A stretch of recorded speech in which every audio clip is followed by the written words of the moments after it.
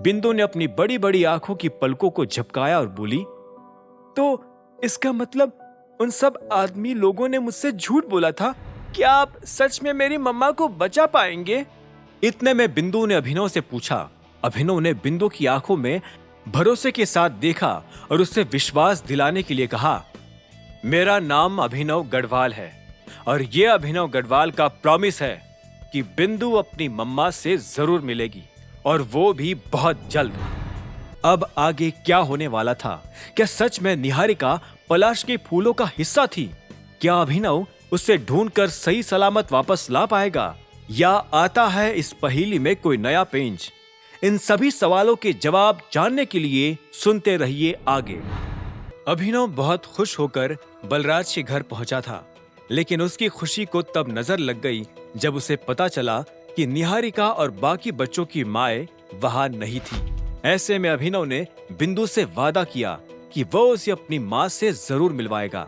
बिंदु को अभिनव पर जब विश्वास हुआ तो अभिनव ने एक गहरी सांस ली और सब बच्चों से कहा, अभी के लिए मैं तुम सबको एक सेफ जगह पर ले जा रहा हूँ। क्या तुम सब मेरे घर चलना पसंद करोगे? मेरा घर बहुत बड़ा है और बहुत सुंदर भी है। तुम्हें वहां रहकर काफी मजा आएगा। क्या आपके घर पर बड़ा सा टीवी है? अभिनव की बात सुनकर एक बच्चा दौड़ते हुए उसके पास आया और उससे ये सवाल करने लगा। अभिनव को उसके सवाल पर हंसी आ गई। उसने हंसते हुए हाँ में सिर हिला दिया। अरे सब इधर आ जाओ, इन अंकल के घर पर बहुत बड़ा टीवी है, उस बच्चे ने कहा और देखते ही देखते सारे बच्चे अपना खेल छोड़कर अभिनव के पास आकर जमा हो गए। अभिनव ने उन सबको देखा और बोला, मेरे घर पर इतने सारे टीवी है कि अगर आप लोग सब अलग अलग फिल्म भी देखना चाहो तो आराम से देख सकते हो। क्या बात कर रहे हो? इतने सारे टीवी? घर है कि टीवी की दुकान? उस बच्चे की बात सुनकर अभिनव के साथ वहां खड़े सभी बच्चे हंस पड़े। बिंदु भी अभिनव के वादे के बाद हल्का महसूस कर रही थी और हंसते हुए बच्चों का साथ दे रही थी। अभिनव ने आगे कहा, मेरा घर टीवी की दुकान नहीं, टीवी की फैक्ट्री है और वो बहुत बड़ा भी है, इस घर से भी बड़ा। यह सुनते ही एक बच्चा और उत्सुक हुआ और उसने पूछा, तो आपके घर पर तो वीडियो गेम्स भी होंगे? मेरे पास वो सब कुछ है जो आपको चाहिए। फिर तो हम चलेंगे, आपके साथ चलेंगे। सभी बच्चों ने खुशी के मारे चिल्लाना शुरू कर दिया। अभिनव उन बच्चों को ध्यान से देख रहा था और ठीक तभी उसके जहन में एक तस्वीर ताजा हो गई।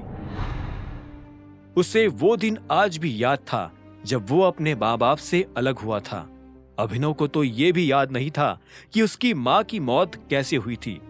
एक दिन जब अभिनव स्कूल से घर लौटा तो उसने देखा कि घर पर माँ नहीं है और जब तक उसके पिता की मौत नहीं हुई तब तक उसे ये ख्याल भी नहीं आया कि उसकी माँ मर चुकी है।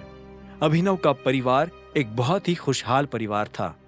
अभिनव को आज इस बात का मलाल हो रहा था कि वो अपने परिवार के साथ कितना कम वक्त बिता पाया था।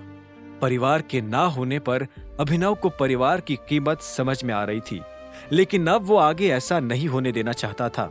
अभिनव अपने आने वाले परिवार के लिए अपना सारा वक्त निकाल कर रखना चाहता था।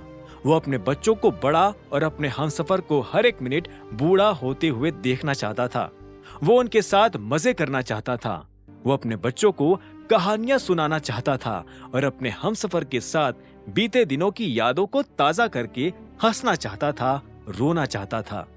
वो अपने हमसफर और अपने बच्चों के साथ एक ही बिस्तर पर चैन की नींद सोना चाहता था और इस बार अभिनव की इस नींद में कोई खलल नहीं डाल सकता था।